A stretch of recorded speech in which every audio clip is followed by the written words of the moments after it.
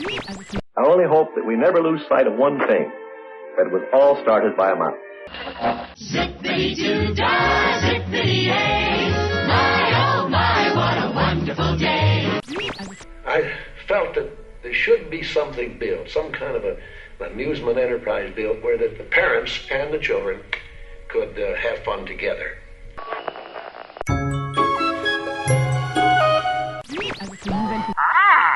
Hiya, thank you, and thank you. Oh, good. Now, where's everybody else? Oh, they're coming on the monorail. WDW Radio, your information station. Hello, everybody, and welcome to the WDW Radio Show, your Walt Disney World information station. I'm your host, Lou Mongello, and this is show number 101 for the week of January 11th, 2009. I'm recording this week's show early as I'll be visiting Walt Disney World later in the week to cover the marathon and a few other events, so there won't be any news this week, but I do have a segment that I think you're going to enjoy. I'm going to fire up the old Wayback Machine as I continue in my Epcot retrospective series and take an in-depth, pardon the pun, look at the Living Seas Pavilion. Ryan Wilson joins me once again as we dive under the sea and look at the history of the pavilion, its changes before and after its opening, and its many wonderful details and hidden treasures. I'll have a new contest this week before playing some of your voicemails at the end of the show, so sit back, relax, and enjoy this week's episode of the WDW Radio Show.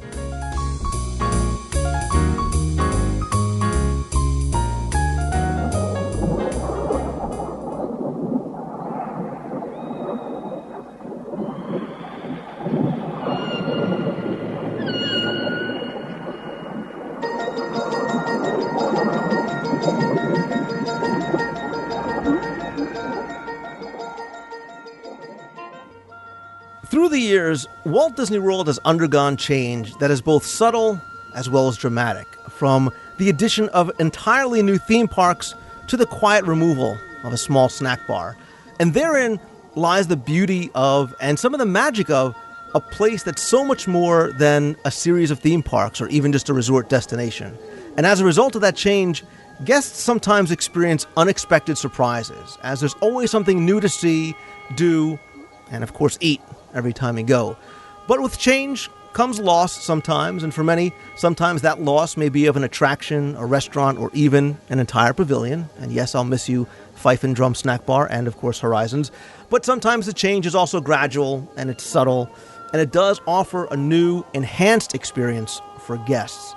So when Epcot Center opened back on October 1st, 1982, guests visiting the newest theme park other than a Magic Kingdom were amazed, they were enchanted, and immediately hooked. But obviously, change came as well to Epcot as new attractions were added within just a year, and entirely new pavilions sprung up from barren piles of dirt not long thereafter. The landscape changed, and thus so did the guest experience when the majestic Living Seas opened in 1986. Unlike anything guests had ever seen in a Disney park or anywhere else, it offered experiences that were educational, interactive, and most of all, memorable. Well, today the Seas has evolved once again with a new theme, but still a similar principle. So this week, I want to go back to the beginnings of this pavilion that showcases man's undying quest for discovery as I continue in my Epcot retrospective series. And joining me once again is fellow Disney geek, Epcot fan, and all-around nice guy, Ryan Wilson from the Main Street Gazette. Ryan, welcome back. It's great to be back. Thanks for coming on and do this with me.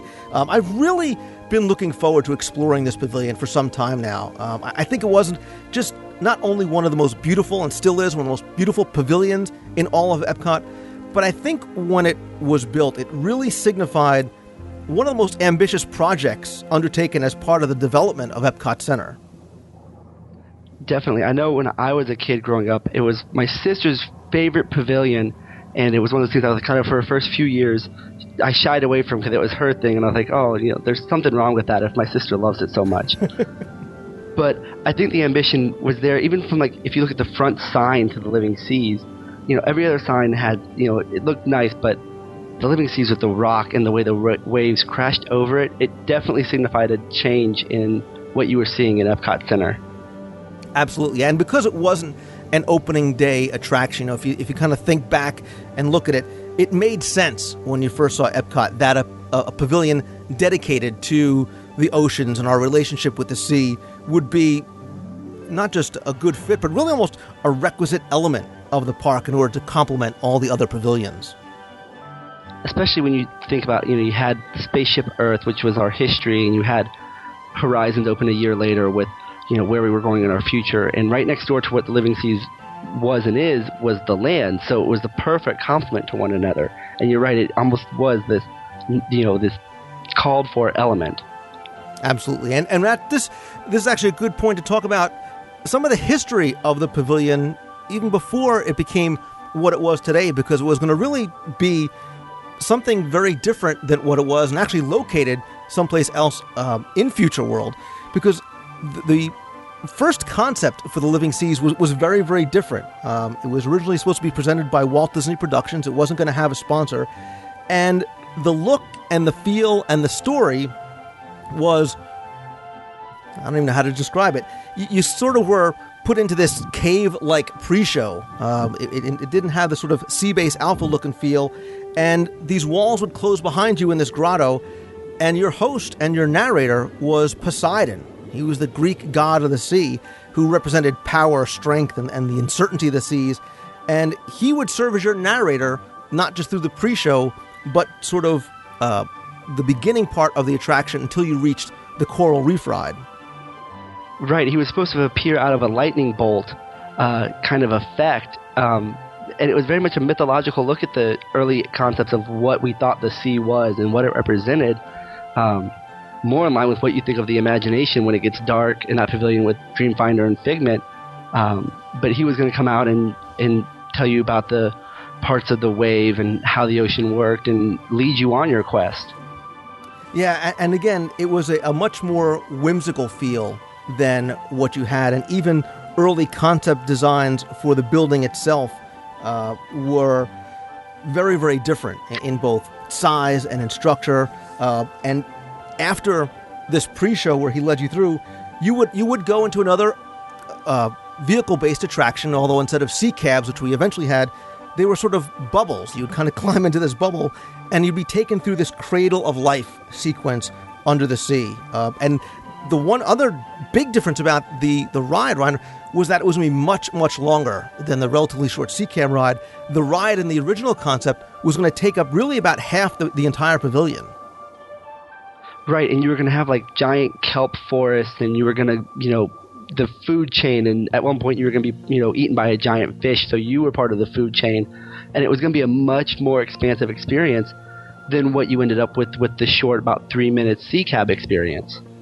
Right, and the other thing too was instead of the research facility, Sea Base Alpha, which we'll talk about when we talk about what we have when the Living Seas actually opened, you had this experience where you were meant to be sort of under the sea. You were supposed to really be underwater in this, giant 200-foot diameter coral reef tank. You were supposed to be really in the ocean itself in the future. There was definitely a futuristic theme to it as well.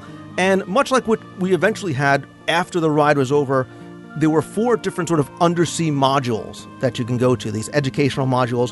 One was about undersea technology and talking about the diving suits of the future. Another was undersea communications, and they'd be sort of demonstrating how you'd be able to listen to people in ocean bases that were underwater near the Arctic Circle. There was the marine science advances, sort of module or a little area that would talk about advances in food preparation. And then the last one was communications between man and sea life. And there would be this, it was supposed to be the year 2030, so there was this translating computer that would let man talk to dolphins. Right, and it's funny because you get a much more futuristic theme with the Living Seas when it actually opens, but some of these ideas were, very, very distant future at the time, but still some of them came through in the Living Seas, like you had the diving suit, that would eventually appear in the Living Seas, and you could move the knobs and whatnot. Yeah, exactly. And we'll see that a lot of these elements in the original designs did come over. There was going to be a second level observation deck, much like we have now, where you can watch the divers and the fish, etc. There also would have been a backstage tour that you could have taken as part of the original pavilion. You wouldn't have to sort of book it separately. You could do it right there as part of a backstage tour. But, let's talk about maybe why we don't have this Poseidon-led journey under the sea into the year 2030. And I think they really wanted a much more serious theme to the pavilion, especially when United Technologies signed on. So the look and feel of both the interior and exterior of the attraction changed. This obviously delayed development until 1984.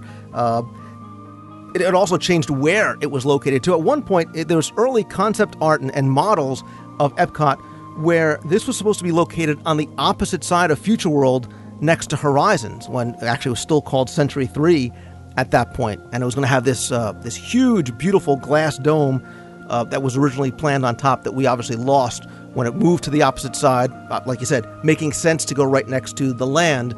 And obviously the theme and the building itself changed shape. Right, and it at the time, you can all see it making sense on the opposite side. You had all the harder sciences over there. You had the transportation, you had energy. So the exploration of the sea and all the sciences they were talking about would have made sense over there, but they used the space they had available over by the land, and it just made it flow, I think, a little bit easier.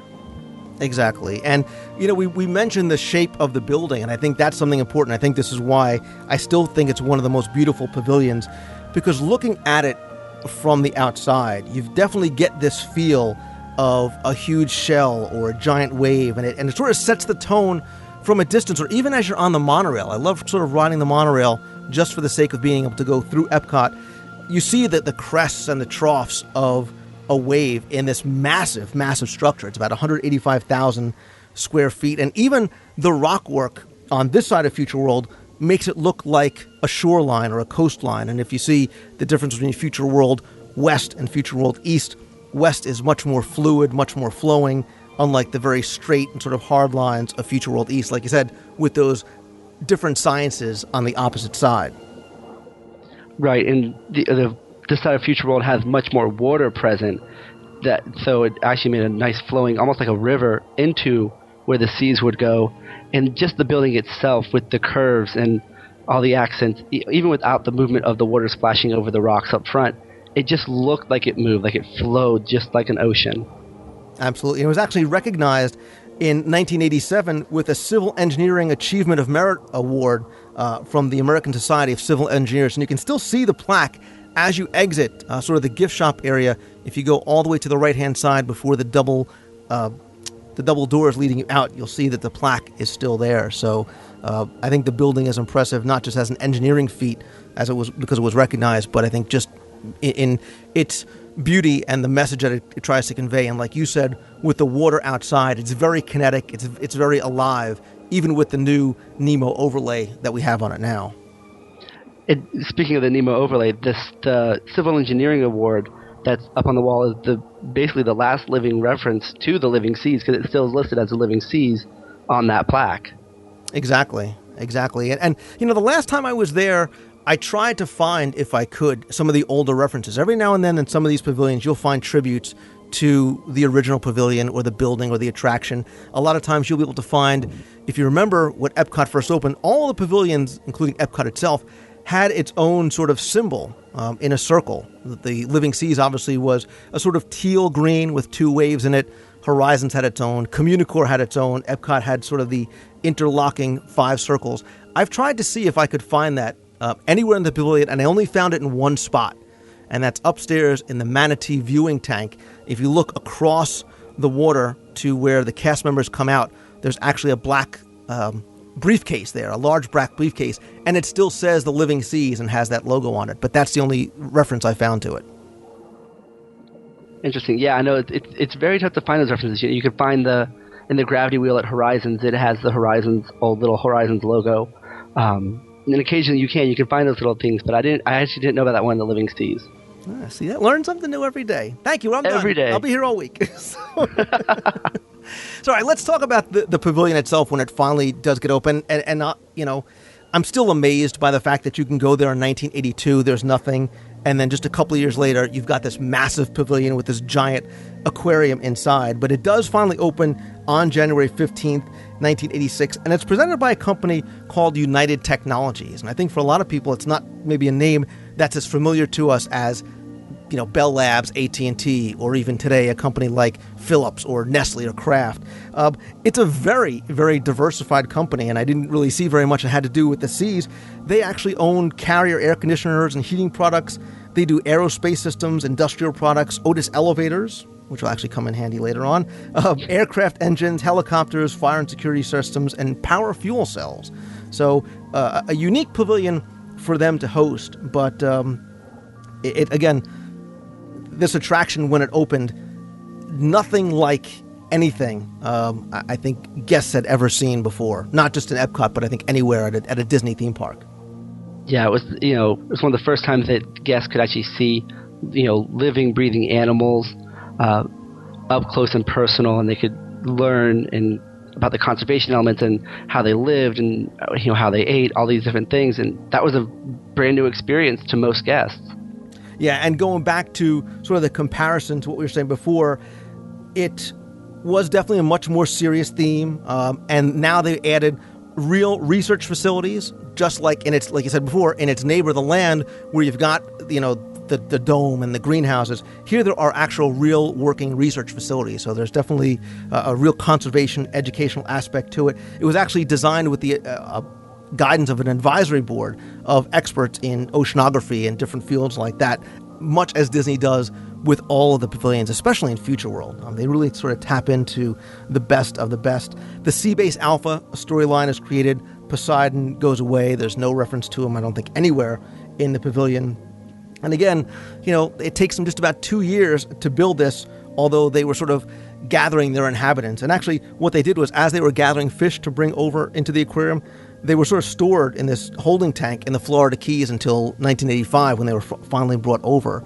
But obviously, the one of the biggest, pardon the pun, aspects of the pavilion, and really its sort of centerpiece, is the largest saltwater aquarium tank. And at one point, it was the largest saltwater aquarium tank in the world. I think, forgive me if I'm wrong, the Georgia Aquarium was built a few years ago. I think that might be a little bit bigger, but yeah, it just topped it out a few years ago. Yeah, it could. This is no small feat. It's 203 feet in diameter, 27 feet deep, holds 5.6 million gallons of seawater, plus another few million gallons in a backup system. There's also another separate 6,000-gallon tank that has other fish in it. But the fact that you can basically take Spaceship Earth and drop it inside this tank, I think is pretty much an amazing feat and justifies that engineering award that they received. Yeah, absolutely, especially when you consider that the tank itself, this is getting a bit technical, but it has like a reverse filtration system, which instead of like most tanks sucks the water out from the bottom, it pushes it up to the top, takes off all the scum and all that, and then puts fresh water back in through the bottom. It was just a huge undertaking. Yeah, it really is incredible if you stop and think exactly what they do to make these things happen and how they were able to sort of bring it to, remember, this was a swamp at one point, and now they've turned it into, like I said, at one point, the largest aquarium in the world. But one of my favorite pictures from early Epcot is actually the opening day of the Living Seas Pavilion, and that's when Frank Wells, who at the time was president and CEO, sort of, worked left hand, right hand with Michael Eisner. Unfortunately, was lost way too early in a helicopter accident. He joined Scuba Mickey in the tank to sort of cut the ceremonial ribbon. So I think that was really, really cool that he donned his diving suit and got in there with Mickey.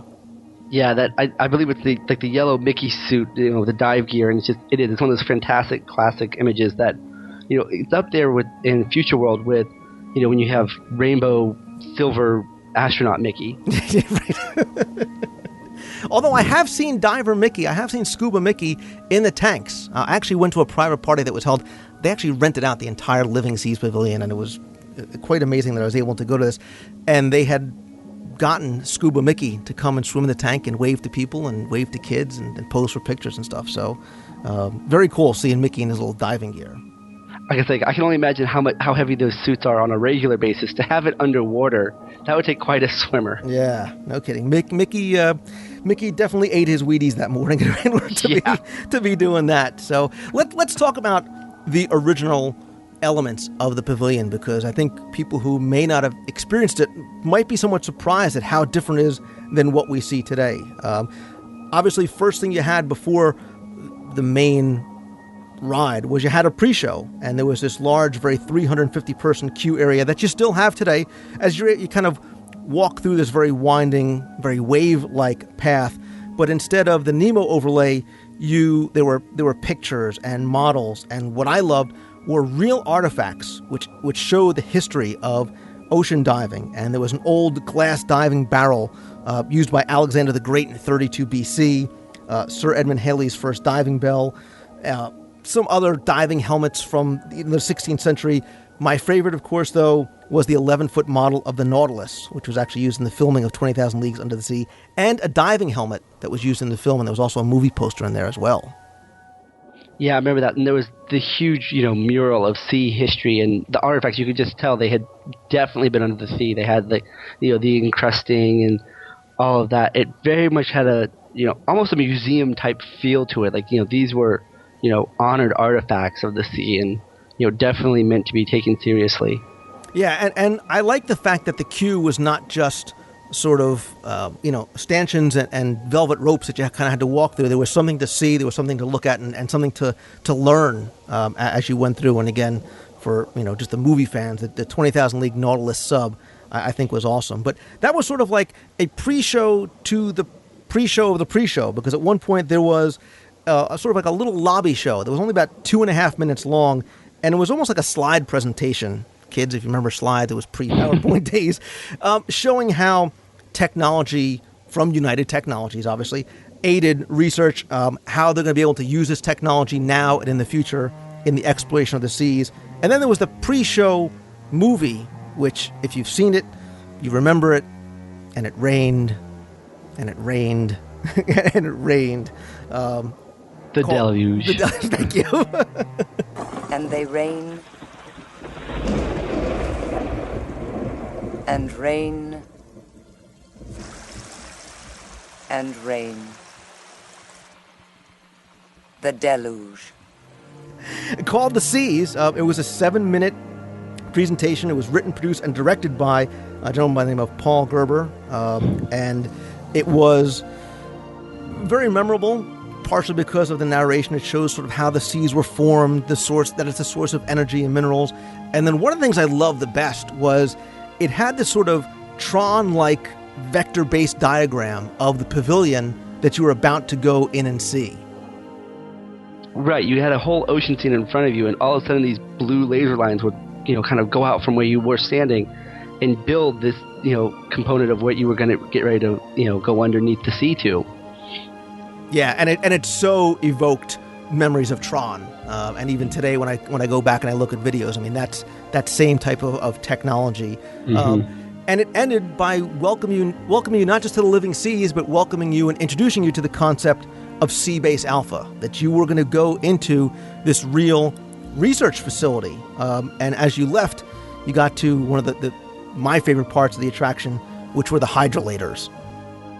Right, and that was actually even hinted at in the film, the Seas film. At the very end, you could hear the, quote-unquote, like radio towers communicating, prepare for the, hydrolators, make sure they're locked and, ready for navigation.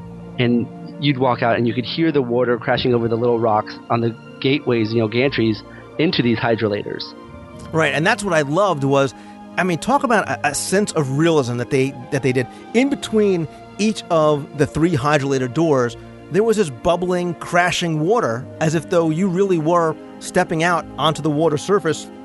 You were going to board these large, obviously made by Otis, elevators that were going to descend down however many fathoms to the sea base. And the sense that you got when you went inside was almost that you were sort of in a Star Trek type elevator, but you'd see the rock walls and the bubbles of the water on the side moving up past you, and the floor would shake and really give you the sense that you were descending. And if you looked into the overhead portal you'd be descending past that sort of sunlit water surface. And, you only moved about 2 inches up and down, but you really, you felt like you were moving. And I think it tricked really only the youngest of kids and a lot of adults as well. But it was a great effect as opposed to just sort of putting you in a box and sort of shaking it around and giving you the narration to make you feel as though you were descending. Right, and it would get darker and darker, as you said, like as you were moving away from the light at the surface. And, like any good elevator, it had, the levels of the Seabase Alpha that you were descending. You had things like the lab services, the crew quarters, the visitor center, which is where you were going to end up. Obviously, they weren't going to let you wander around the crew quarters. But they gave you all these details of, this is what we're going past to get you to Seabase Alpha. Yeah, you really bought into the storyline that they were hinting at very early on right here. This is where that sort of transformation takes place, and really you become immersed in the attraction. You've seen the film, now you're in it. Now you really are a part of it. And then as the hydrolator's doors open on the opposite side, you are brought over to, one of the highlights, really, I think, of the pavilion at the time, which was the Sea Cab ride. There were these little blue two-seaters. You kind of sat side by side in a sort of omnimover type ride system. And it took you past a number of tanks where you saw fish, a lot of divers. There were always divers in the water, sharks. Unlike what we have now with the Nemo attraction, you were actually able to look up. There was glass above you. And if you go to the second floor observation deck, go to the walkway to the big round area, you can still look down. You can see the tunnel, actually, where the ride goes through. And this is one of the things I love. And again, too, Ryan, there was the element of the story here. It wasn't just you looking out into an aquarium tank. There was a narration by Commander Fulton, who was sort of the facility administrator. Right, and conveniently he would be called away just before you got to the end of your Sea Cab ride, but he would explain all the different creatures you were seeing and the different kind of protocols and experiments that were being carried out at the research facility as you made your way through this grand water tunnel. Right, and as you get to your ultimate final destination, which is the Seabase Alpha Visitor Center, you really get the sense that you were sort of in this real research facility. There was you couldn't sort of look out into the sunlight. You felt as though you were underwater. Unlike now, if you kind of come out of the ride and look by Turtle Talk with Crush, you can look out and see the glass doors and see that, you really are on the surface. And I loved it. To this day, I still love the interior of this, and I loved kind of getting that sense that you were in the future in this underwater facility. Right, and they, bring back the hydrolators. They had the hydrolators on the opposite side as well. That was where you exited. You had to get back in the hydrolators, take you back up to the regular level so that you could exit out and back into Future World. Of course. And you had that whole undersea feel, the grating on the roof and, the different modules, the way they were potted and curved. It had that feel of almost of the aspects you saw in the posters in Horizons Q, the travel posters. It had that feel, and you were walking around in it. And the thing I love the best were, the people that complained that they had the bends or they had gone up too fast in the hydrolators. I remember my dad. My dad is very claustrophobic, and so he knew you weren't going anywhere. He just wanted those doors to open. He was like, just let me out of this little tube you have stuck me in. Yeah, and you could have, there are guests that for one reason or another, if they have a fear of water or they had a fear of closed-in spaces, they would actually let you bypass going on the hydrolators, not sort of in plain view of the guests, but you could do it, if you really wanted to. They didn't actually make you do it if you had to. But once you got into Seabase, much like now, it was divided up into different sort of modules. One module, which they were all numbered and they were all sort of labeled, was ocean ecosystems, and there were the shallow tanks that are still there now, where you can see the stingrays in the very sort of low water. There was another one, like 1B, was the undersea exploration. Another was Earth systems, that I remember, Ryan, had all these interactive kiosks. There was a very, very small theater off to one side that had a large globe and an atlas next to it. A lot of the touchscreen technology, too. We talked about it earlier when we were talking about places like Communicore. This is where this touchscreen technology and video game technology was used very, very heavily to give a sense of interactivity to the exhibits. Yeah, it was one of those elements of, this is the future. This is what we're going to use in the future, the touch screens. And all these the globe you're talking about, which was, I guess, the animated atlas of the world, where you could see all these elements and touch them, and who knew? 20 years later, we do have touch screens, we do have all this great stuff, but it was definitely bringing the future to you at that point. Right, and what I love was the balance between the future technology and the video gaming and the computer element with something as simple, and it's still there, and I still think it's beautiful, was the marine mammal viewing area, where you can see things like the manatee. And if you go up to the second level, you can see them care and feeding of them, and you can talk to cast members. And I'm very, very happy that that's still there. And again, much like we have now, you can still go up to that second level.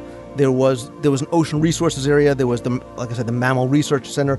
I also remember a desk upstairs where there was a cast member, and there was like some individual tanks up there, and again, more of those interactive kiosks as well. Right, and of course, the one thing we're forgetting, which almost a focal point when you walk into that main room in the middle of all the modules, was the lockout chamber, where you could see it. You could talk to a diver who was getting in, and he would get in, and they would seal him up and flood the tube, and then he would go out into the tanks and continue that communication with guests. So it was that technology, but still, it was he's swimming with fish that we see outside and in the ocean every day. Right, and it was, they would bring a cast member out that would field questions, and the diver could hear you and would be able to answer. Sort of a very simple Turtle Talk with Crush, minus the Crush. But again, that level of interactivity is something I enjoyed. And there were other exhibits as well, too.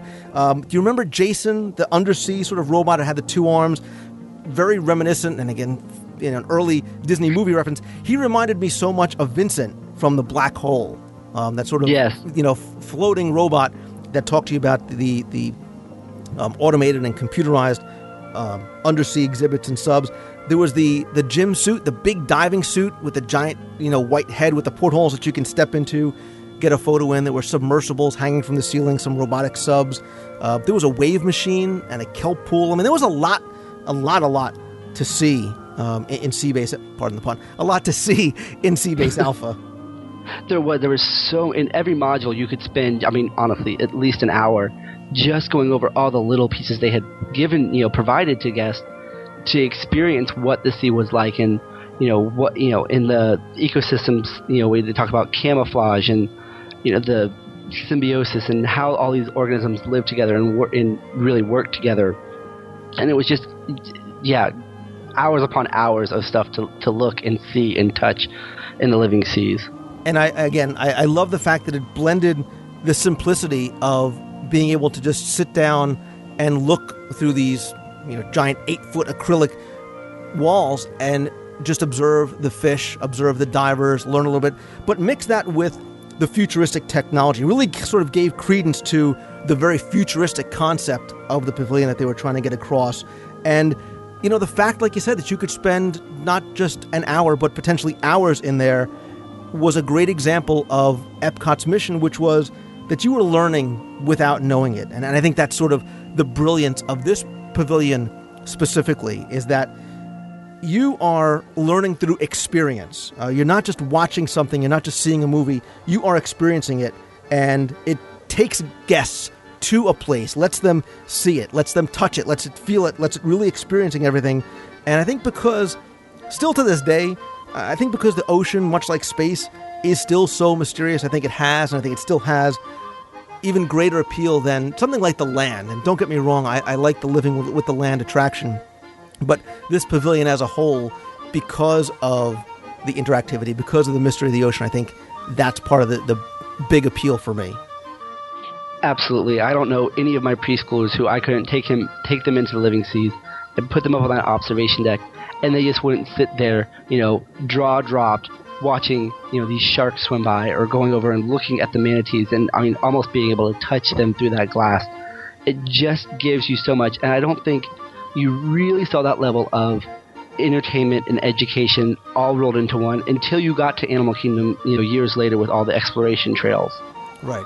And just as they did from the very beginning, they still do today. If you go to that second level to the manatee tank, there's a cast member there, and you can talk to him or her. They do give 5-minute presentations, I guess maybe every 15 minutes or so, about, conservation and educating people about, the problems with the manatees and some of these other fish and some of these other animals. So education is still an important part of Pavilion, and if you're going to be taking your preschool class there, I so want to be one of your students. But there is so much to see in the tanks. It's not just like a little local aquarium. I mean, there's 3,500 different inhabitants. There's 65 different species of sea life. You can get sort of very up close and personal with them, and the way that they have the pavilion designed and laid out, I think is spectacular. It's one of those very few pavilions, and I'm going to jump ahead here a little bit, but it has a kid cot station now, and it's one of the very few kid cot stations I see. And like I said, being a preschool teacher, I kind of watch these things, but it's almost always empty because there's so many other things to learn and see while you're in there. And even in the observation level now, they still have the cast members come through, and it's not as frequently as it used to be, but they're still there. They're still talking to people. They're still have so much to share with them. Right. Now, I will tell you, I have a 3-year-old and I have a 5-year-old, boy and a girl, respectively. And my son is a Nemo fanatic. He loves Nemo. He loves Nemo the musical. He loves the movies, obviously. He likes the ride. Don't get me wrong. He likes the ride. But the ride is almost like his pre-show to getting in there and running from glass wall to glass wall to look at the different fish and trying to point out, and he'll say, look, there's a shark, or look, there's a whatever. And I think that's really a testament to what this pavilion does and sort of the longevity of, what it's really trying to do and what it's trying to accomplish. Yeah, I can remember being even a preteen, and this is embarrassing myself, but with a shark tooth necklace on around my neck and running around the observation deck, like following the one shark I can find. I'm like, look, shark, shark, shark, shark, shark. And yeah, it's just, it is. I think Nemo is great. I think it gets kids interested, at least in, getting into the pavilion. But once inside, there's just a whole new world to open up in front of them. Pardon the pun. The whole thing. Yeah. But I'll leave the whole shark tooth necklace and probably the spandex that you had on and your hypercolor T-shirt, whatever it would be. But the long grunge hair. Did you have a mullet? You had a mullet, didn't you? No, I didn't have the mullet. No, I had the shaved haircut underneath with the long hair over the top. Yeah, that was my hair. Did you have a little ponytail? Little ponytail? Yes. Yes. Yikes. There are about 3 pictures of them, and I own them all. So, all right, let's talk. We've been sort of hinting at the change to the pavilion and what we have today.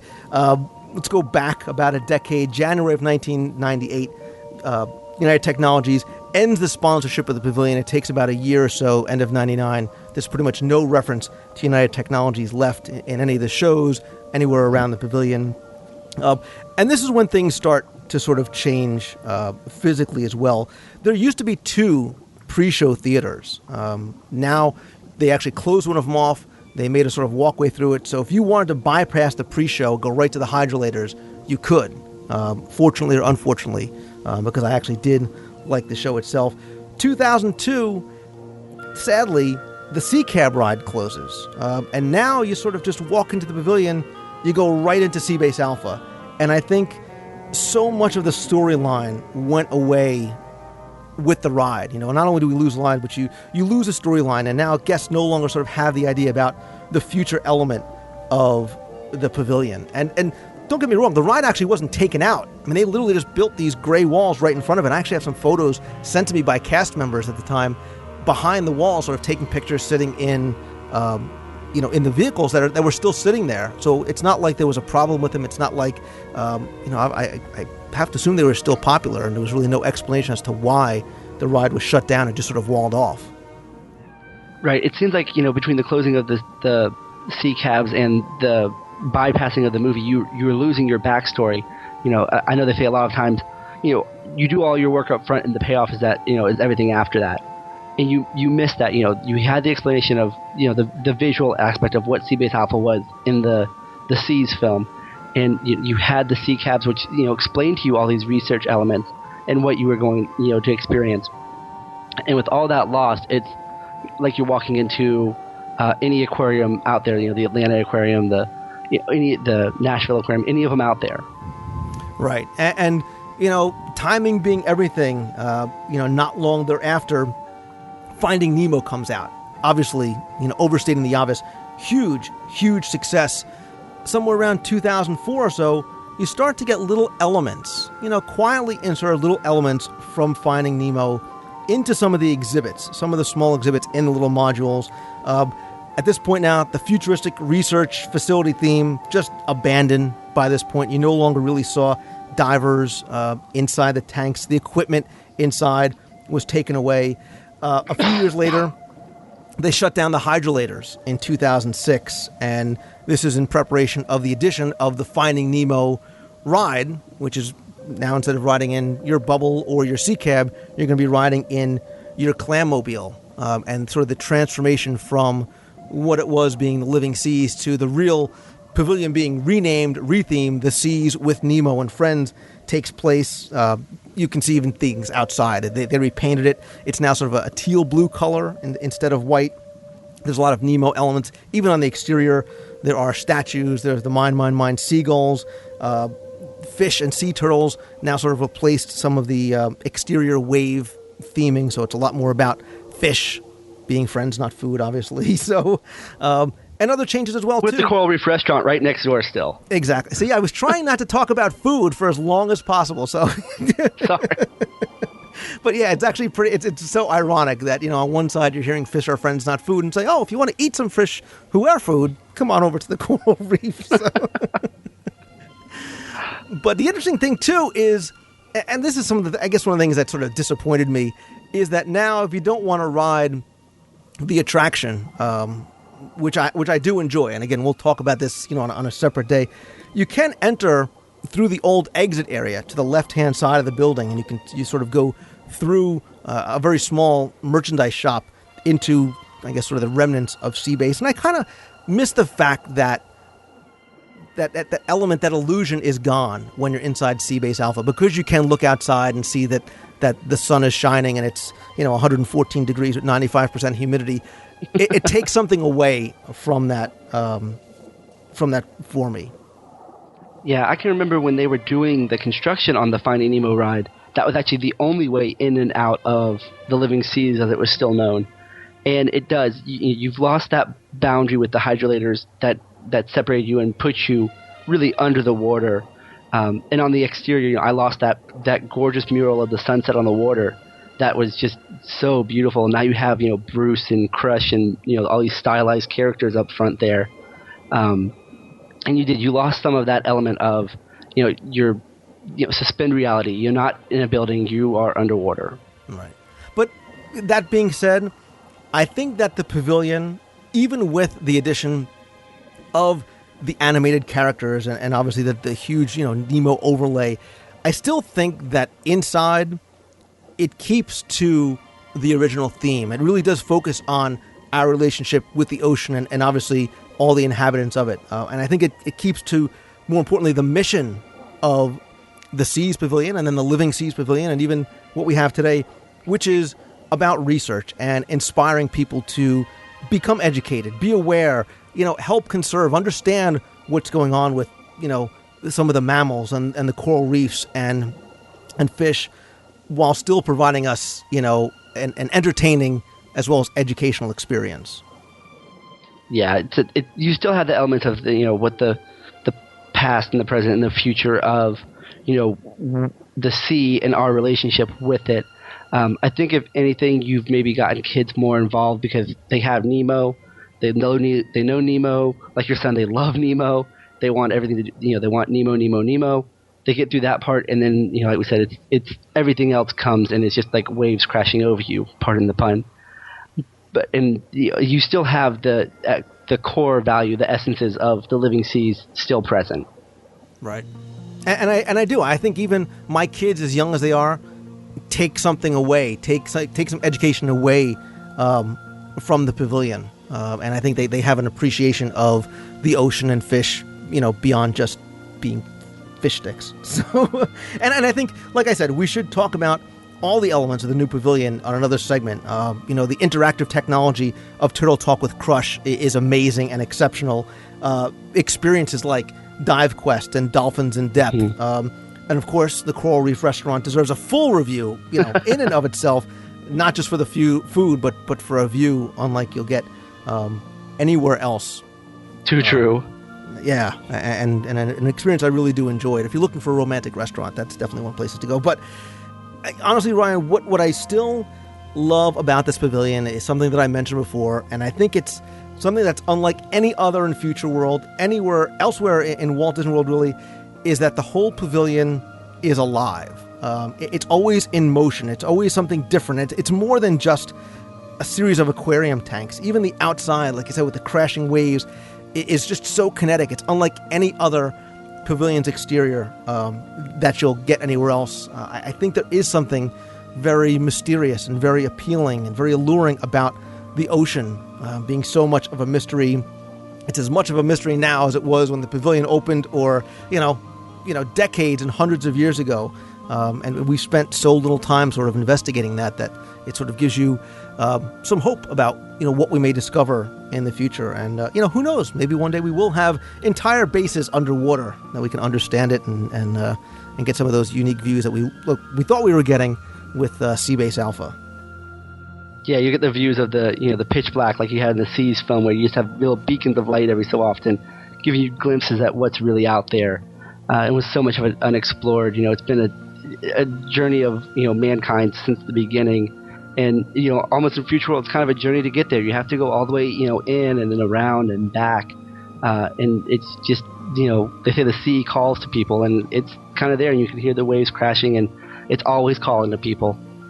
Right, and for those people that maybe don't like, or wish that there was not the overlay of characters, remember, I still, like I said, I think that the seas with Nemo, whatever you want to call it, whatever you enjoyed more, is still about exciting experiences right now. But like everything else in Epcot and Future World, is really sort of about some of the exciting possibilities, however they may be presented to guests and kids, to make it more appealing. So I'd love to hear people's thoughts on the pavilion, sort of maybe its history, what they liked with the pavilion now, maybe some of what their memories are. By all means, please email me or call the voicemail 888-703-2171, or go post in the forums.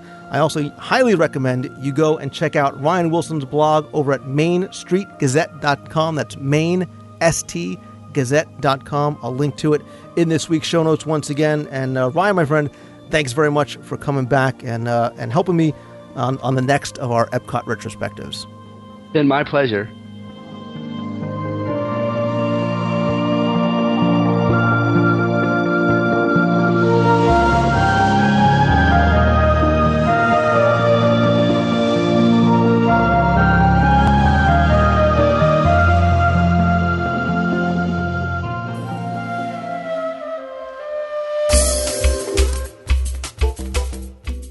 It is time for another WDW radio show trivia contest, where I'm going to ask you a series of trivia questions about Walt Disney World, give you until next week to answer them, and then I'll draw a winner from all of the correct entries.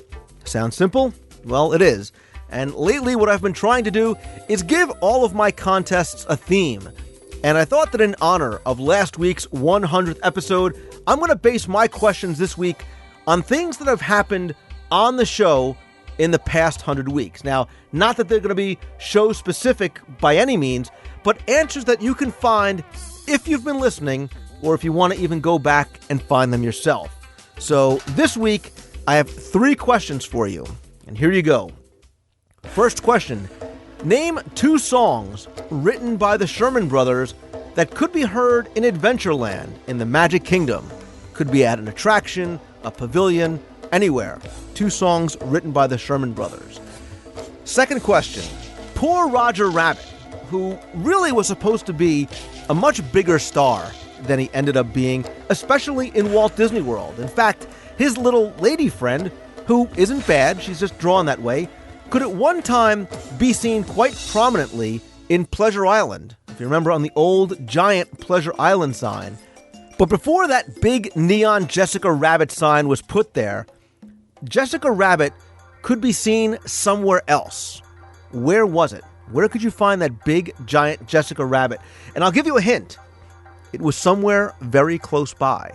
So the question is, tell me where in Walt Disney World you could find that giant Jessica Rabbit neon sign before it was located at the Pleasure Island sign. And third, name for me all of the 7 wonders of Walt Disney World that were covered on the show. And I'll even give you a head start, since I technically didn't cover the first one on the show. The first one was Spaceship Earth.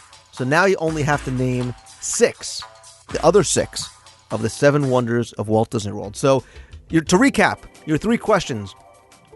2 songs written by the Sherman Brothers that can or could be heard in Adventureland in the Magic Kingdom.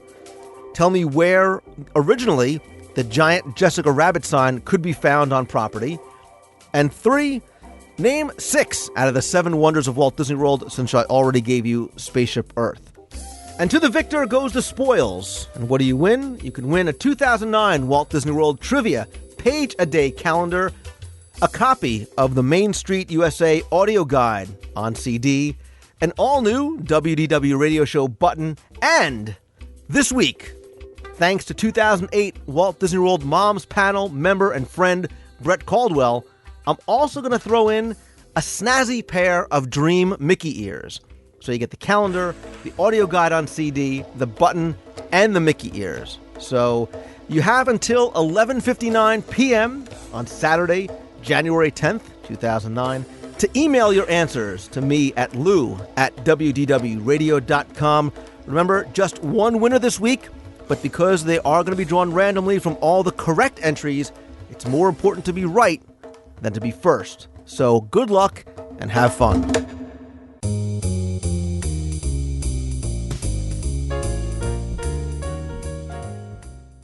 Thanks for tuning in again this week. I hope you enjoyed the show. Thanks also to my guest, Ryan Wilson from the Main Street Gazette. You can visit his site at mainstgazette.com. Next week, I'm going to be back from Walt Disney World with some audio from my trip, so stay tuned. I'm also going to get to your emails on upcoming shows, so please keep sending in your questions to lou@wdwradio.com. Or if you want to be heard on the air, you can call the toll-free voicemail line at 888-703-2171. That's 888-703-2171.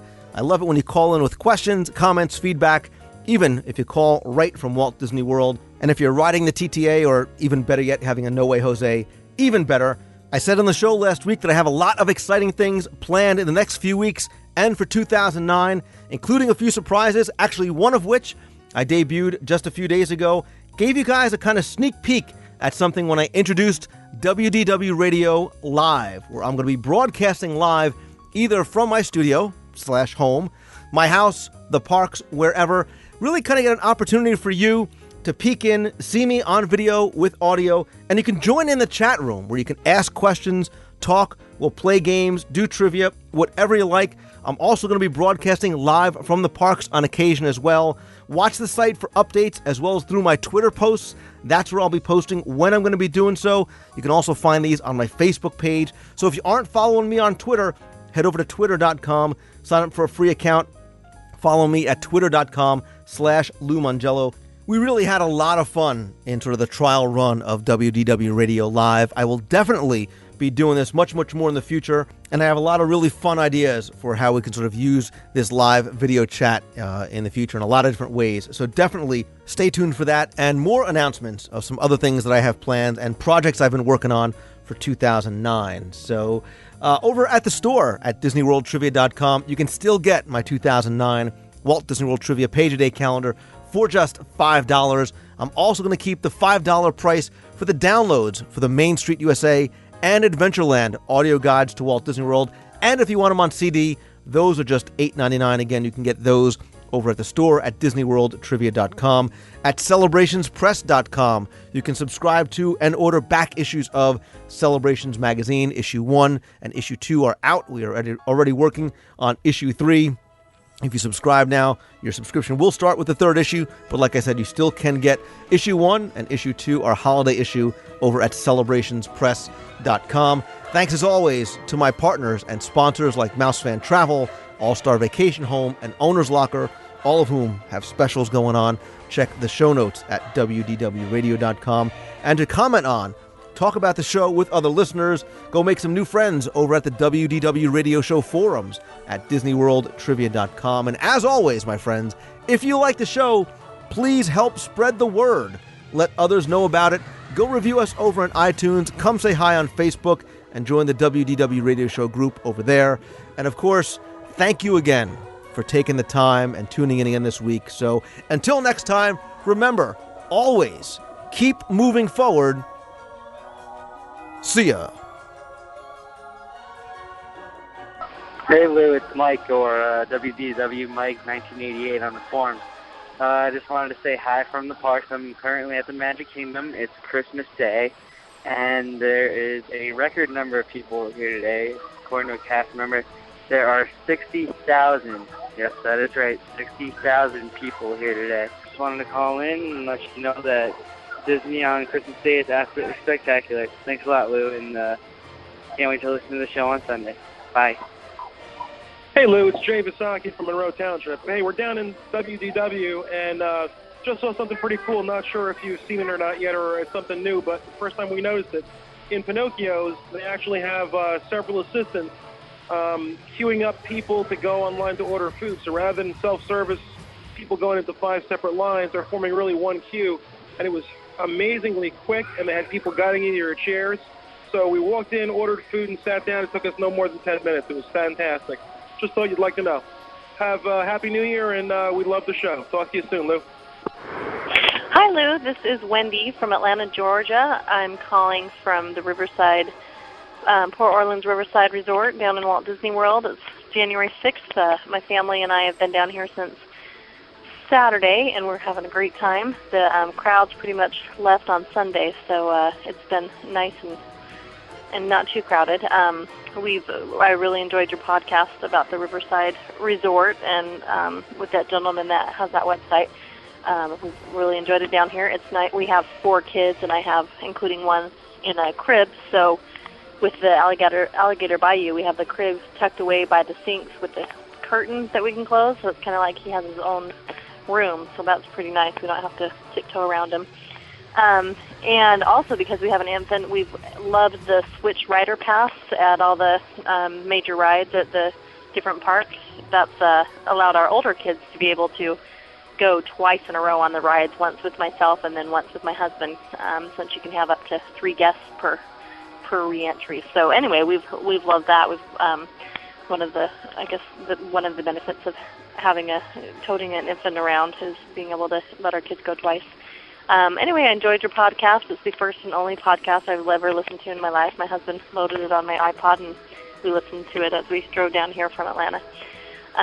Anyway, I will check out your further podcasts, and we are just having a great time at Walt Disney World. Bye-bye.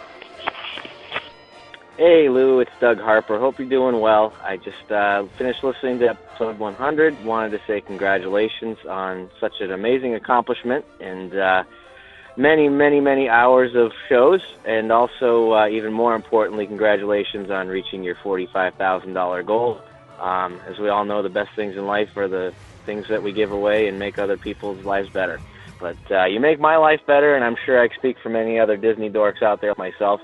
We really appreciate the time and effort you put into these shows, and we appreciate the sacrifices your family makes so you can get out there and do this for us. But we appreciate all that you do, and I look forward to seeing the parks again, and wings are on me next time. Take care.